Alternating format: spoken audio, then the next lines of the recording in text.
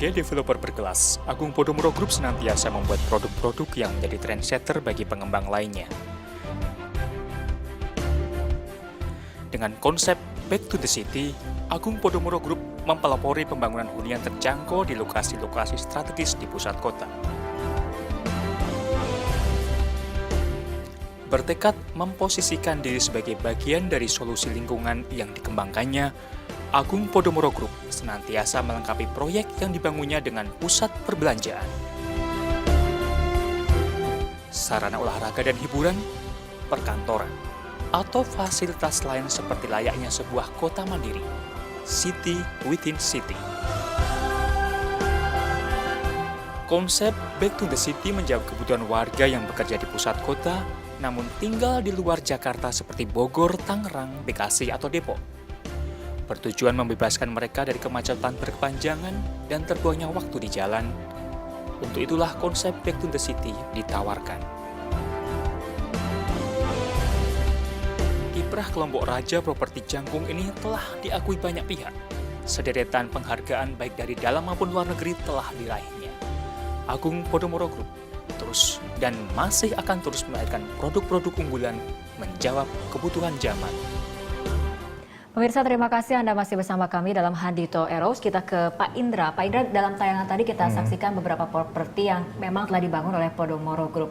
Oke, untuk khususnya Podomoro City, apa kelebihannya dibandingkan lokasi-lokasi lainnya? Ya memang namanya aja kita Grup Agung Podomoro dan itu adalah Podomoro City gitu loh. Jadi Mbak Fitri, jadi ini karena kita mendapatkan lahan yang 24 hektar yang begitu besar di tengah kota.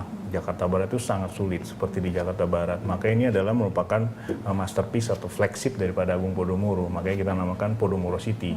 Karena di dalam situ adalah ada 5 elemen yang tadi saya sudah katakan gitu loh. Dan itu ada, tadi saya bilang ada huniannya, ada commercial areanya, ada hotelnya, ada tamannya gitu loh. Jadi itu komplit ya. Jadi di situ udah terpadu lah, terintegrasi. Nah, memang ini adalah satu visioner daripada chairman kita, memang untuk mengembangkan satu konsep yang terintegrasi.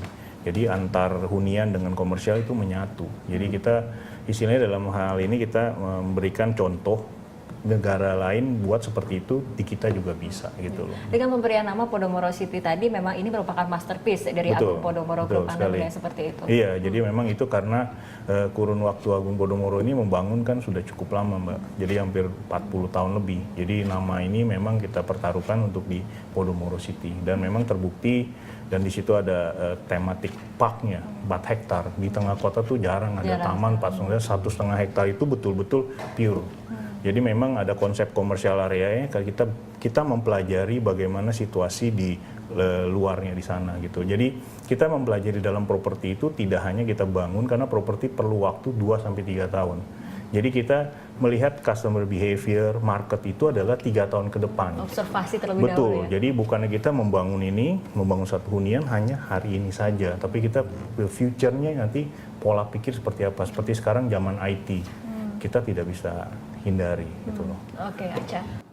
Pak, saya perhatikan dari tadi sepertinya banyak sekali angka 5 ya Pak. Agung Podomoro punya 5 Sense Thematic Park, ada juga 5 Elements in One. Sedangkan Pak Handito bukunya sendiri punya 5 Areas of Management ya kan, 5 Areas in Business juga. Sebenarnya ada apa nih Pak dengan angka 5? Saya penasaran jadinya. Ada apa ya? Ini yang betulan pasti lagi bersebelahan kita ini. Lagi saudaraan gitu. Ya sebenarnya saya nggak tahu kalau Pak Indra apakah 5 ini kebetulan karena ada jumlahnya ada 5 gitu ya. Kalau saya sendiri kalau angka 5 ini ya 5, 1, 2, 3, 4, 5 kan gitu kan, Pancasila kan gitu. Kalau buat saya sendiri selama ini kalau di RB kami kalau menyusun buku suka menyebutnya 5 arrows apa gitu ya, marketing, of business development dan sebagainya. Sebenarnya sebagai sebuah nama itu kan harus sesuatu yang mudah diingat gitu, yang punya makna gitu ya, dan yang paling penting dan menjadi alat pembeda kan gitu, alat pembeda buat yang lain. Jadi tetapi sekaligus juga kalau dalam pengalaman saya menyusun banyak buku gitu, memberi patokan 5 itu memudahkan saya juga gitu ya. Oh, kalau kita bicara contohnya, kalau tadi kan ambil contoh kalau kita bicara inner city development itu kan corporate strategy kan gitu. Kalau kita bicara tentang pengembangan strategi korporat gitu, ada the 5 arrow of strategic development kan gitu ya. Ada environment understanding, ada promoting strategy, ada creating program, ada kemudian speeding up atau accelerating dan organizing, kemudian reviewing atau yang seringkali kita sebut reviewing dan sebagainya. Itu hal-hal yang sebenarnya kita pakai untuk membuat kita jadi lebih mudah gitu. Jadi penggunaan nama-nama seperti ini kalau kita bicara branding strategi memang sesuatu yang seringkali kadang-kadang Gampang diingat ya Pak ya. Tapi kalau dalam kasusnya 5 element nggak tahu ya gimana. Kalau kita melihatnya gini, kita ya mungkin dari sisi bisnis strategi Pak Andito ya seperti itu. Lalu kalau kami ya melihatnya adalah tadi saya bilang kita mendevelop satu hunian. Hunian itu adalah nanti ditinggali oleh human. Nah, human ini didasari ada 5. Selalu kita dari kecil itu udah bilang panca indera, belum nama saya juga indera gitu. Jadi panca indera. Jadi memang setiap human itu akan bisa mendengarkan, merasakan gitu loh, melihat gitu loh. Jadi feel ini kita bangun menjadi satu konsep gitu loh.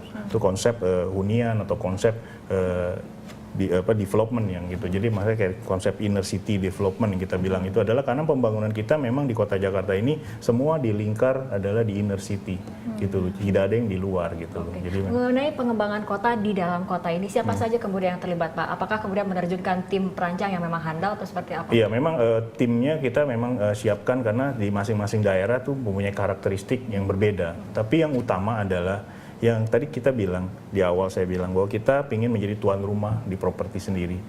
Kita memakai adalah tenaga-tenaga adalah mix, tapi lebih banyak adalah lokal. Karena yang tahu environment daripada kita itu adalah humannya adalah kita sendiri. Ketika sebuah perusahaan besar seperti Agung Podomoro Group selain mengedepankan properti di dalam negerinya sendiri juga mengedepankan desainer-desainer lokal. Bagaimana Pak Handito mungkin ada tanggapan? Rasanya memang mengutamakan memberi kesempatan kepada orang-orang Indonesia harus kita lakukan ya. Orang Indonesia itu baik-baik ya. Kita ini semuanya baik-baik kan gitu ya. Jadi artinya pintar-pintar ya Pak. Iya pintar-pintar.